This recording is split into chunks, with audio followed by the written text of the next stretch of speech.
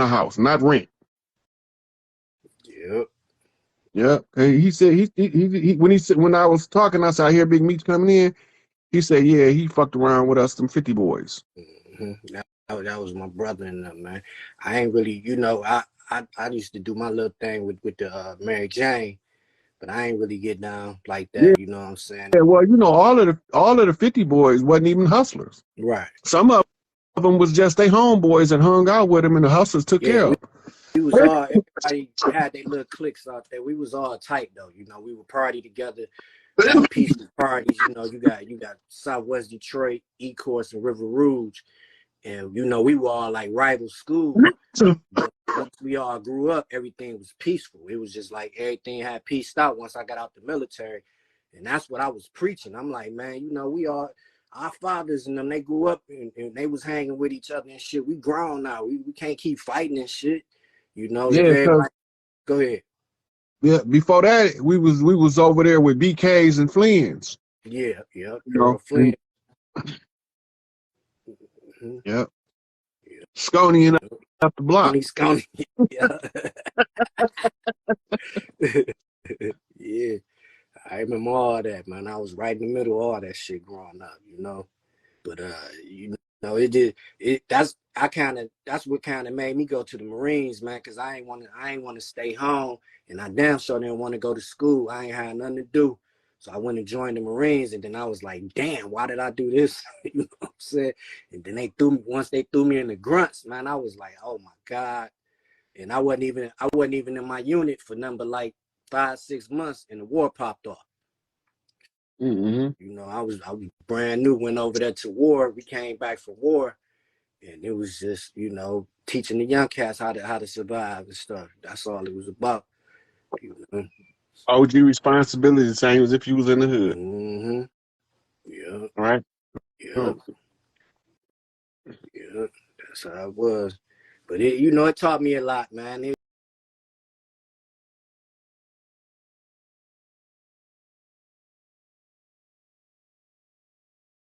To create the life they want. That's it. Yeah.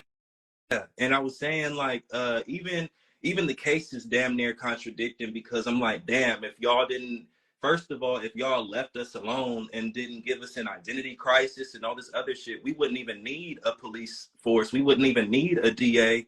And it's like, how you gonna lock up somebody, like, you made this area, first of all, you destroyed the land with highways, freeways, told the people they belong somewhere else, and you took away all the resources, and you just expect them to survive, and like all of a sudden you throw out like it's contradicting, because it's like y'all got to be held accountable too, like, yeah. And it's like us being caring, like, day by day, it's like we give people the benefit of the doubt, because we wouldn't do that shit. Ain't no benefit in doubt. Fuck that shit. Don't give them nothing.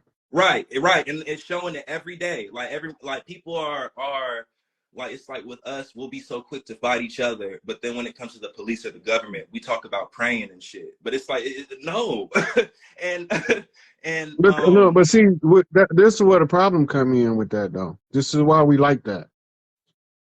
The paperwork that's all fraudulent is saying right in the paperwork that it's a fraud. Right. Okay, now, all that fraudulent paperwork make them look like they are really the correct jurisdictional authority. Yeah. But it's all a constructed fraud. Right. They're not even supposed to be. So anything that comes out. Right, but the paperwork, we've been convinced that the legitimacy of the paperwork proves who they wrote the fucking paperwork, though. Yeah, we never forget that part.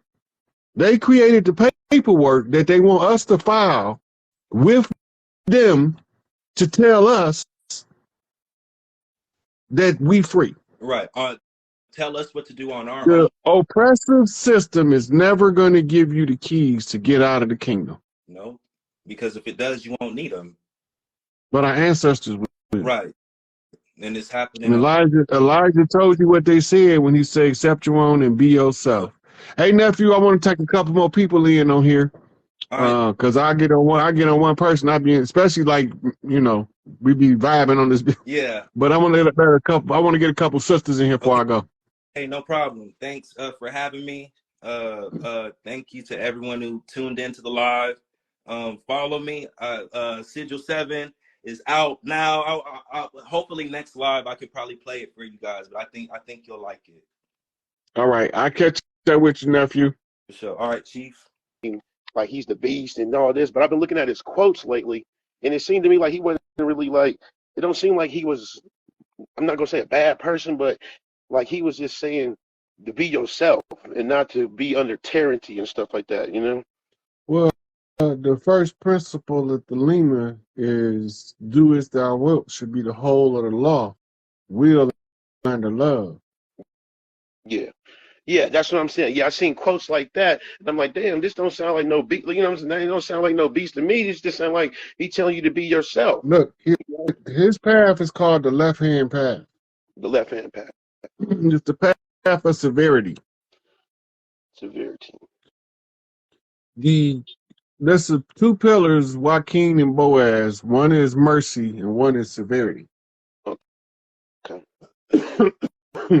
These are priestly training apparatuses based on the temperament of the individual. For the people that got hostile nature, that like to fuck shit up, and they want the biggest bang for the buck, take the left-hand path. But also the greatest suffering come with the left-hand path. That's Alistair Crowley found out. Okay. Now with the right-hand path, you can get stuck being too righteous. And now your suffering is predicated upon people using you as a stepping stool. And you ain't getting nowhere with your life. Right? Mm-hmm. Right? Yeah. And then you have what's known as the middle pillar, as Israel Regardie wrote about. The middle pillar is what they call continuously using the straight path. Bump straight. Right. And the straight path in Islam is called Sirata Mustaqim, the straight and narrow way. Right? Okay. It's the hardest path to follow. There's the straight path. Because the straight path, you can't get stuck. You're going to constantly grow, but you're going to reap your karmic debt as you reward as it comes. Good, bad, or indifferent. If you fuck up, you're going to get fucked up. If you bump straight, you're going to get straightened out. Right? So all of it is in schools to learn from a different angle of information. Right? And so they tell you how evil Crowley was in hopes that you be so righteous that you won't go and investigate for yourself. Investigate. Right? If you taking Sirata Mustaqim, you studying all of it, but you won't believe none of that shit.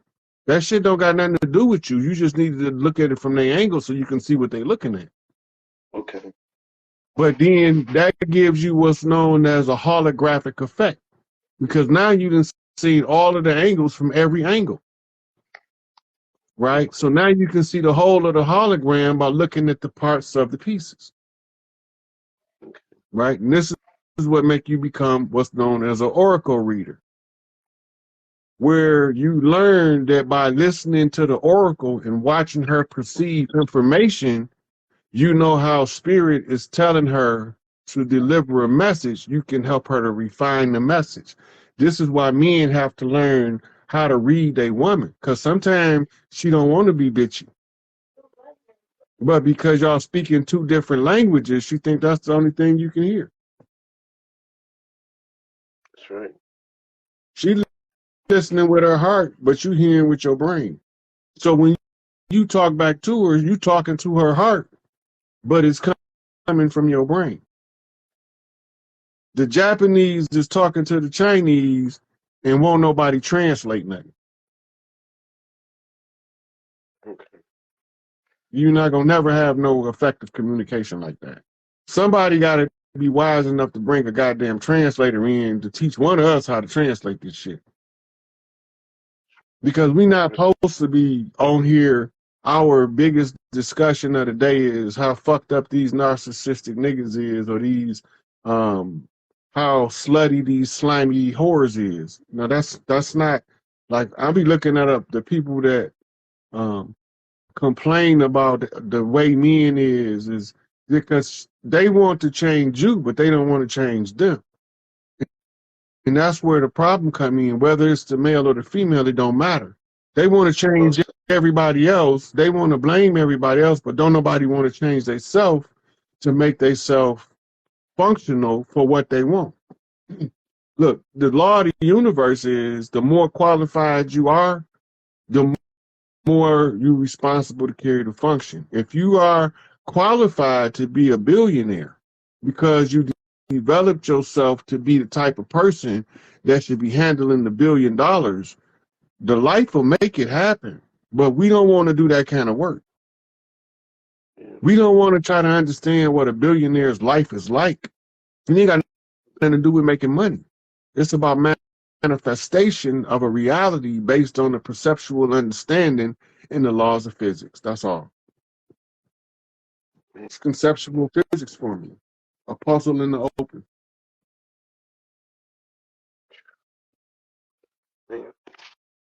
Well, Uncle, what would you say is like the ultimate connection of the brain with the heart, like the balance of it?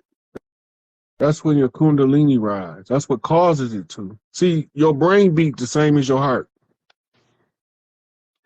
But we in what's called a left brain dominant social structure, designed to dampen the effects of the right brain.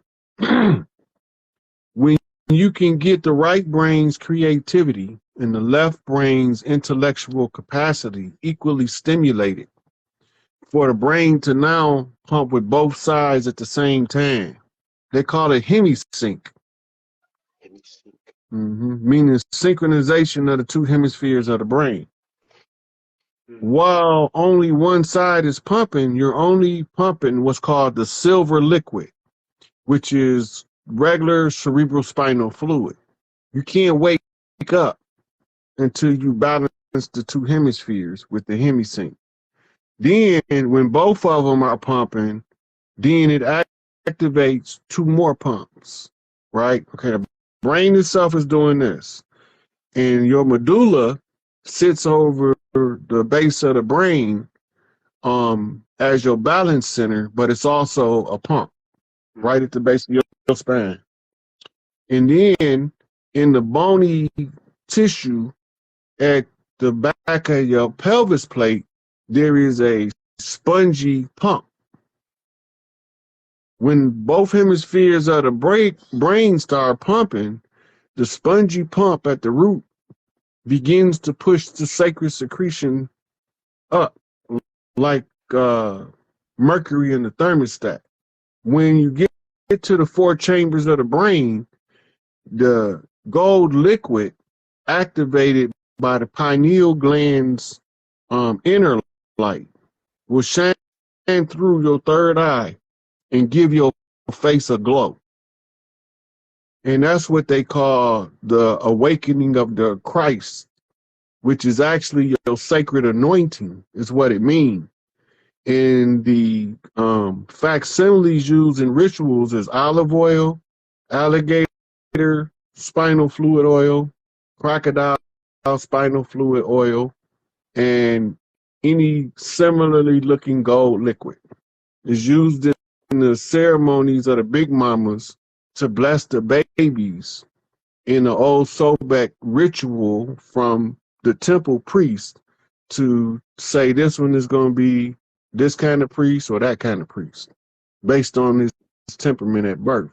Not when, like when my big mama, she did her test the baby thing on me. She told my mama I was somebody called the Baron.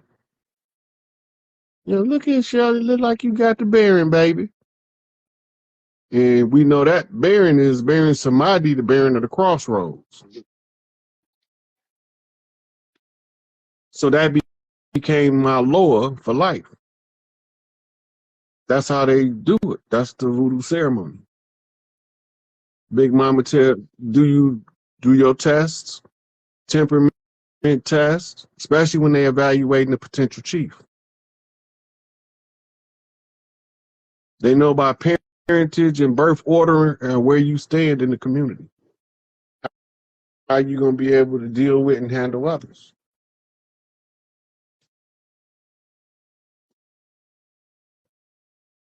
And that's why we didn't believe in only child. Because you use the pecking order of the family in order to give structure to the child. So when you go out into the world, he understands rank and structure, and he know how to work better with his comrades or his local community. The reason they was feeding our babies to the alligators is because the alligators wouldn't attack us. The alligators, they had to be provoked with an unfamiliar enemy, and then they tossed our babies in the gator bait, because we used to ride alligator backs into combat in the Gullah Wars. They had Sobek priests from Louisiana to southern tip of Florida that used to ride around on alligator backs. And because the alligators would attack the invaders, but they wouldn't attack the native, they wanted, when they were setting the habitat on fire, you can still see scorched earth in Florida from this shit when you go down 75 into the Keys. but so they used the babies to change the psychological makeup of the alligator. Once it got a taste of our flesh, they was able to get it to continuously eat our flesh. Wow. It wasn't just our babies they called spooks. The term spook is what was applied to stealth warriors in history because they didn't have a name for them. And then over time, by cultural development, the spook began to mean some kind of incarnate spirit or something. Wow. Right? But the original meaning was those stealth priests, because when you read what some of the natives left from the oral traditions, they would explain how the giant wolf, there was no giant wolf. That was one of them big ass 7 foot tall Crips with a wolf pelt on whooping your ass. Or one of them motherfucking 360 pound bloods holding the dough with motherfucking elk skins on whooping your ass. You know, those animal totems is telling in the mythology of what the story is that we can see it from our cultural lens. When we understand the totem tribes are the oldest tribes on earth. And we the only people use totems. Some tribes in Africa use totems, but they don't use them like we do.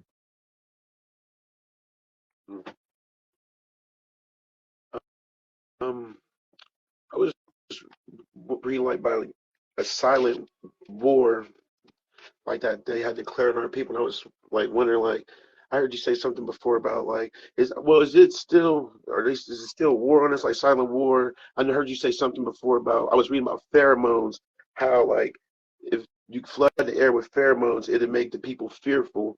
You know, I was wondering because I know like where like I live at, it's kind of a bad neighborhood, but everybody's kind of like nervous a little bit, and I was just wondering like, is we still kind of under attack, like with certain.